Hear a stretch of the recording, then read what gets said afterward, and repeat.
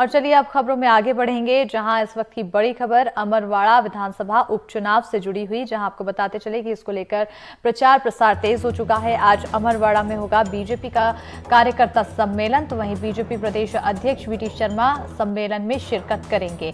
बता दें कि सम्मेलन में माइक्रो बूथ मैनेजमेंट पर फोकस रहेगा। बूथ प्रभारियों से लेकर बीजेपी पदाधिकारी इसमें शामिल होंगे।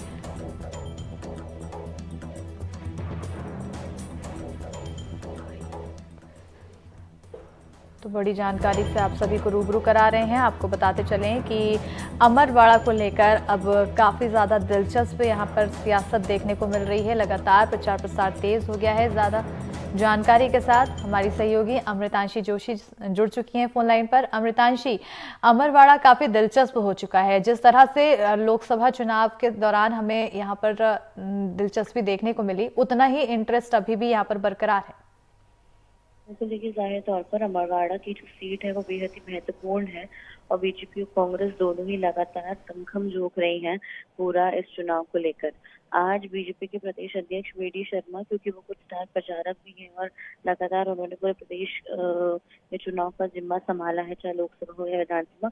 अब क्योंकि अमरवाड़ा उपचुनाव है और ये दोनों ही बेहद ही महत्वपूर्ण सीटें हैं, इसको लेकर जो है वो आज वीडी शर्मा अमरवाड़ा पहुंचने वाले हैं। यहाँ पर बूथ कार्यकर्ता सम्मेलन में शामिल होते हुए प्रदेश अध्यक्ष वीडी शर्मा नजर आएंगे। बूथ के कार्यकर्ताओं को जीत का संदेश देंगे और टिप्स देंगे कि किस तरह से कार्यकर्ताओं को संगठन के साथ जो मिलकर जो है इस चुनाव में काम करना है।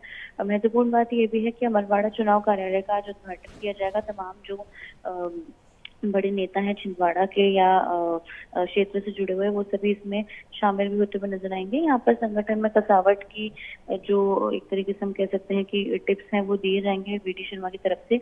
और बूथ बूथ पर पूरे अमरवाड़ा विधानसभा में कैसे मैनेजमेंट किया जाएगा, चाहे वो चुनाव के दिन को लेकर तैयारियां हो या फिर उसके पहले की तैयारियां हो, कि किस तरह से वोटर टर्नआउट बढ़ाया जा सके, ज्यादा से ज्यादा लोग घरों से निकले उपचुनाव के लिए।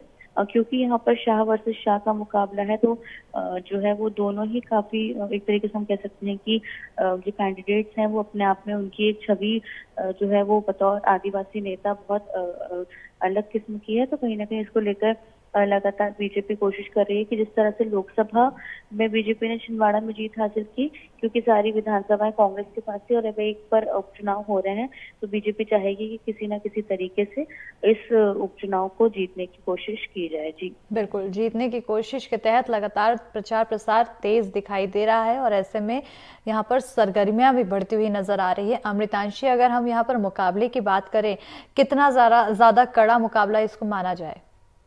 देखिए, अमरवाड़ा जो विधानसभा क्षेत्र है ये एक आदिवासी क्षेत्र है जो कि छिंदवाड़ा में आता है। भले ही इस बार बीजेपी छिंदवाड़ा में कमलनाथ का किला ढहाने में कामयाब रही हो, लेकिन कहीं ना कहीं अमरवाड़ा एक ऐसी सीट है जो कि पिछली बार जब लोकसभा चुनाव हुए थे, जो 35,000 की लीड नकुलनाथ को मिली थी, वो मुख्य तौर पर अमरवाड़ा की विधानसभा से ही मिली थी।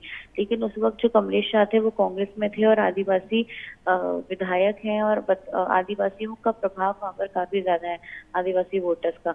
इसको लेकर जो दोनों ही कैंडिडेट्स हैं वो आदिवासी समाज से आते हैं। देखिए, आदिवासी जो है वो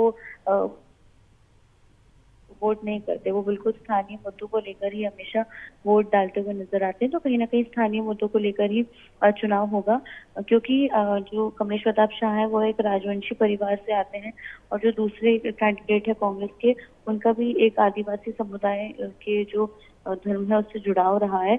तो कहीं ना कहीं मुकाबला एक तरीके से हम कह सकते हैं शाह वर्सेस शाह का है और दिलचस्प होगा मुकाबला जाहिर तौर पर। लेकिन कमलेश शाह पिछले कई समय से वहां पर विधायक रहते हुए नजर आए हैं, तो अब उनका कितना जनाधार जो है वो वहां पर काम आएगा, ये फिलहाल देखना जरूरी होगा। जी बिल्कुल, बहुत शुक्रिया तमाम जानकारी देने के लिए अमृतांशी।